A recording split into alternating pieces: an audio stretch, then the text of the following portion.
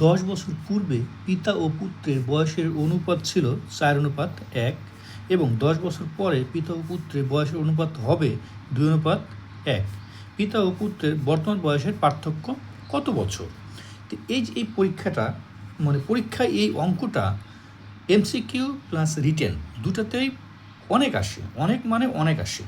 এই জন্য আপনাদের এই অঙ্কগুলো ভালো করে বুঝতে হবে। একটা অঙ্ক বুঝলে যেন যে কোনো অঙ্ক আসলেই আপনারা খুব সহজে করতে পারেন। তো চলুন এই অঙ্কটা আমরা ধাপে ধাপে খুব সুন্দর করে আপনাদের বুঝিয়ে দেওয়ার চেষ্টা করছি। এটা ছিল এমসিকিউ টাইপ, যার জন্য উত্তর দিয়েছি 30 বছর, 40 বছর, 25 বছর বা যেটা থাকবে সেটা আপনারা করবেন। তো এই অঙ্কটা আপনারা ধাপে ধাপে কীভাবে করবেন দেখুন। 10 বছর পূর্বে পিতা পুত্রের বয়সের অনুপাত দেওয়া আছে, 10 বছর পূর্বের দেওয়া আছে। তাহলে আমরা ধরি বা মনে করি, যেটাই লেখেন, ধরি 10 বছর পূর্বে পিতার বয়স। পিতার বয়স কীভাবে ধরবো? কত আছে? 4 আছে। তাহলে আমরা পিতার বয়স ধরবো হচ্ছে 4x বছর। এবং 10 বছর পূর্বে পিতা আবার আছে একটি পুত্র, পুত্রের বয়স কত আছে? এখানে x আছে, তাহলে 1 আছে শুধু x বছর। তা আমরা পেয়ে গেলাম 10 বছর পূর্বে পিতার বয়স, 10 বছর পূর্বে পুত্রের বয়স। তাহলে কি বলছে? আমাদের বের করতে হবে কি? বর্তমান বয়সের পার্থক্য। তাহলে আমরা বর্তমান বয়সটা আগে বের করে নিই। এখন যেহেতু আমরা 10 বছর পূর্বে বয়স পেলাম, তাহলে 10 বছর বর্তমান বয়সটা বের করা কিন্তু খুবই সহজ। অর্থাৎ পিতার বর্তমান বয়স, কীভাবে বর্তমান বয়স বের করবো? তো 10 বছর পূর্বে ছিল 4x, তাহলে যোগ 10, বর্তমান বয়স পেয়ে গেলাম। এবং পুত্রের বর্তমান বয়স ঠিক একইভাবে x বছর যোগ 10 বছর। তাহলে এটা কে গেলাম? এটা পিতার বর্তমান বয়স, পুত্রের বর্তমান বয়স আমরা পেয়ে গেলাম। এখন আবার কি বলছে দেখুন, যে পিতা ও পুত্রের 10 বছর পরে পিতা পুত্রের বয়সের অনুপাত হবে এত। 10 বছর পরে, তাহলে 10 বছর পরে কত বছর হয় আমরা দেখে নেই।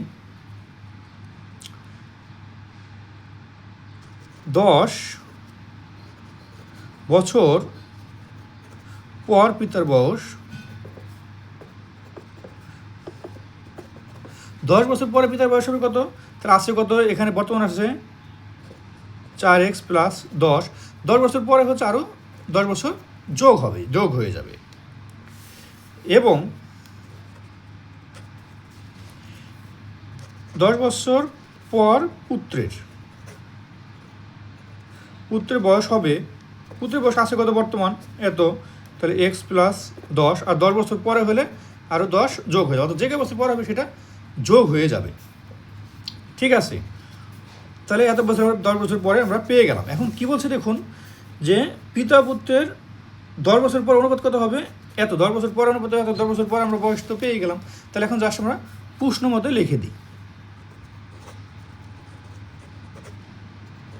অনুপাত যেহেতু, তাহলে উপর নিচ লেখা যায় বা অনুপাত দিয়েও লেখা যায়। 10 বছর পরে কত পেলাম আমরা?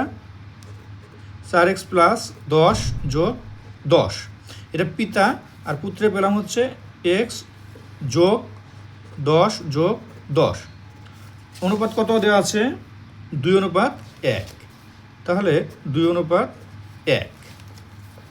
এখন এটা করলে, বা এটা প্রথমে করি, তাহলে 4x যোগ 10 যোগ করলে 20 সমান এটা করলে 2x যোগ 10 যোগ করলে হচ্ছে 20 আর 2, তাহলে 40। বা এই 2x এ পাশে নিয়ে আসলে 4x থেকে 2x বাদ দিলে থাকে হচ্ছে 2x সমান, আর এই এ পাশে নিয়ে গেলে মাইনাস হয়ে যায়, 40 থেকে 20 বাদ দিলে হয়ে যায় 20। ঠিক আছে, বা x সমান, এটা 2 দিয়ে 20 কাটলে থাকে হচ্ছে 10। তাহলে x সমান আমরা পেয়ে গেলাম হচ্ছে 10 বছর। এখন প্রশ্ন চাইছে কি? বর্তমান বয়সের পার্থক্য। তাহলে বর্তমান বয়স কত? পিতার বর্তমান বয়স আমরা এই যেখানে পেয়েছি, পিতার বর্তমান বয়স হচ্ছে 4x প্লাস 10, আর এখানে পুত্রের বর্তমান বয়স এত। তাহলে এবার এটাকে যদি এমসিকিউ, আমরা সরাসরি এখানে কিন্তু মান বসাই দিলেও পারি, বা এমসিকিউ আপনারা রিটার্ন হলে লিখতেও নিচে লিখে দিতেও পারেন। তো এখানে যেহেতু 4x প্লাস 10 হচ্ছে কি পিতার বর্তমান বয়স। তাহলে পিতার বর্তমান বয়স হচ্ছে পিতার বর্তমান বয়স, তাহলে বা অতএব যেটাই লেখেন, তাহলে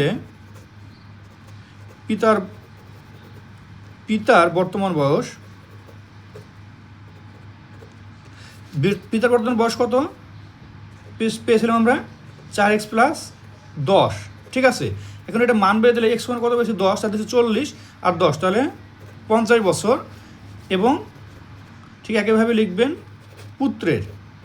পুত্রের বর্তমান বয়স কত পেয়েছিলাম আমরা?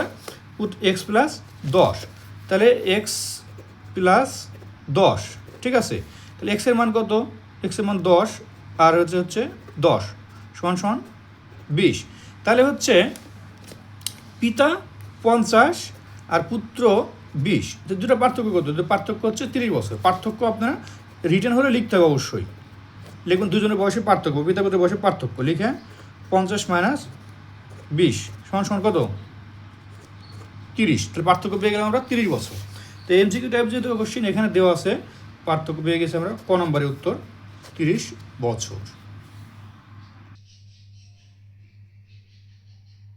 ধন্যবাদ সবাইকে।